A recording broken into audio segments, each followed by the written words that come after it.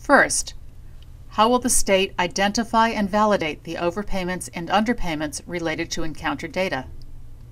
Second, will the state's contractor possess the subject matter expertise to understand each MCO's unique payment rules and policies to ensure correct payment is pursued? Third, will the MCOs be included in the state-directed RAC process?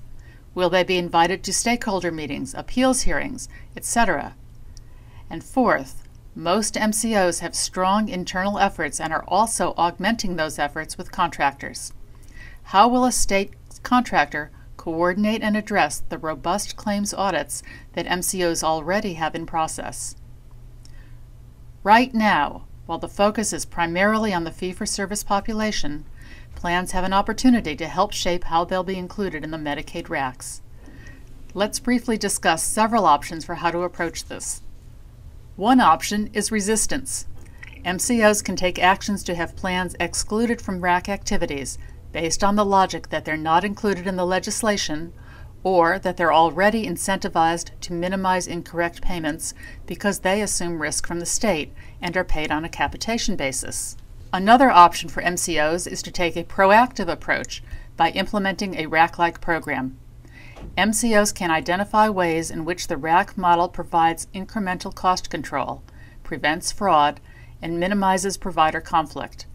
Based on that, plans can adopt and implement a RAC-like program themselves.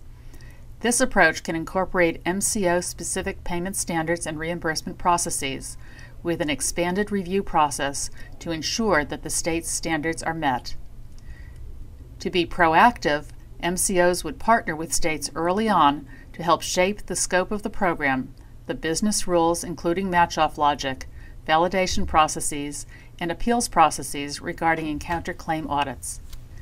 There are two ways MCOs could go about partnering with states. The first approach would be for each Medicaid entity to not only adopt the same payment standards and jointly develop the approach, but also to implement an integrated RAC. As we saw in the New Mexico plan, data would be combined across multiple payers and providers, and a single team would conduct audits on behalf of all Medicaid payers in the state, both fee-for-service and managed care. The advantage is that it enables the use of technology across multiple payers. This approach could be more cost-effective than treating each set of claims separately. In addition, it would help to identify problems that are more glaring when seen in a larger data set. The downside, however, is that this approach gives each payer less knowledge about the details of what's happening within its particular provider environment. The second partnering option would be for plans to mirror the state standards and then operate on an expanded RAC-like audit and compliance program that parallels but is separate from the state. This can be done using either internal resources or through a contractor. This approach has several benefits. It allows each plan to maintain independence in its relationships with its providers. It lets MCOs focus on the problems that are most prevalent for its particular members and providers, and it allows an MCO to keep full control over its operations. With this approach, plans could still work with the state to share information where claiming data exposes problem providers.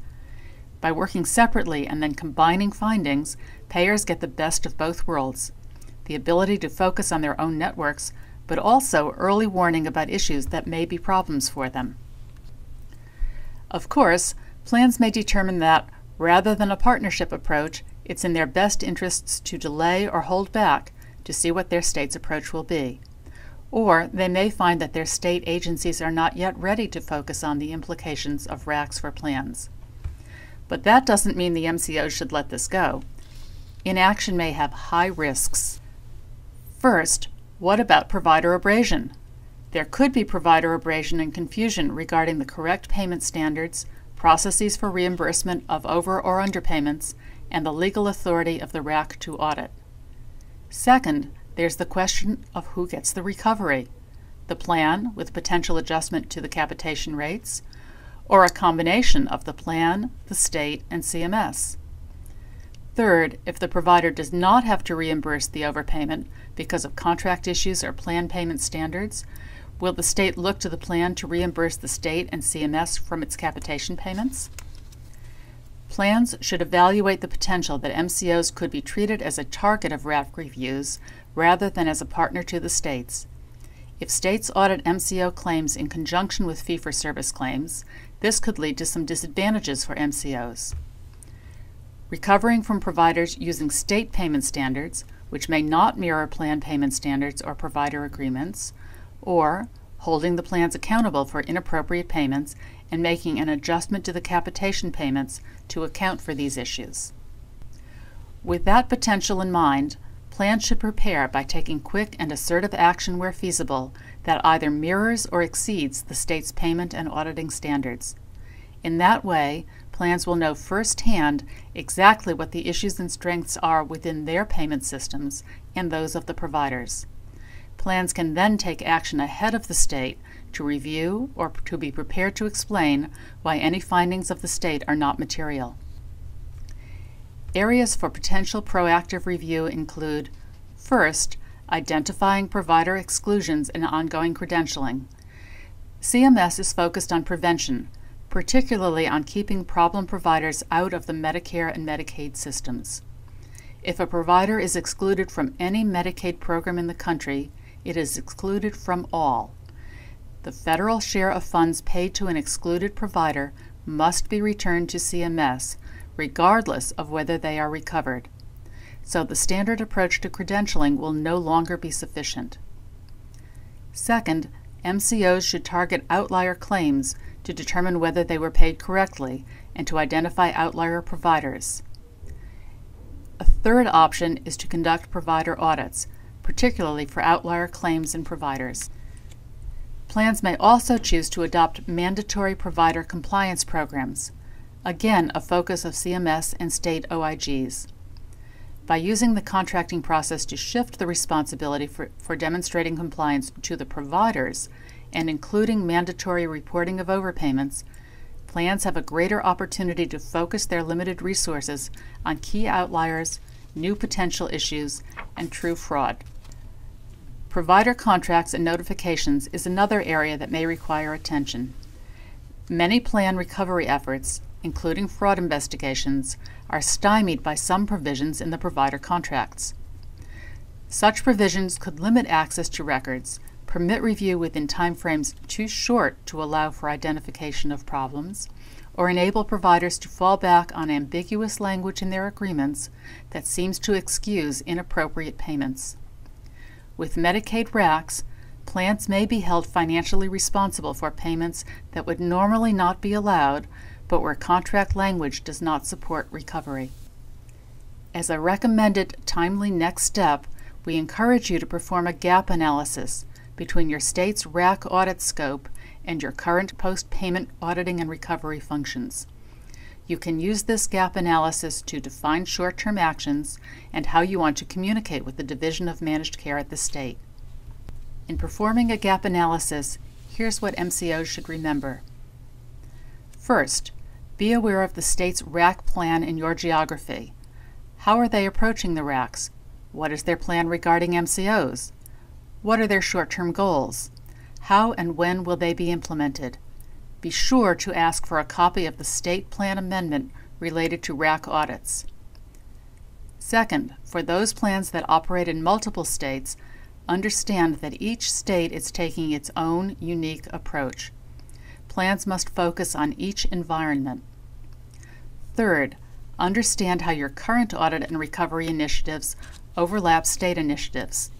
Where there is overlap, you'll need to understand how your approach differs from the state's and be prepared to either modify or justify your approach and findings. Further, you'll need to draw attention to the fact that RAC auditors will need to exclude from their audits claims currently in process for post-payment recovery. And fourth, identify and evaluate areas of state focus that you're not currently addressing and determine whether you have vulnerability in those areas and to what extent. MCOs have historically been very attuned to and concerned with provider abrasion.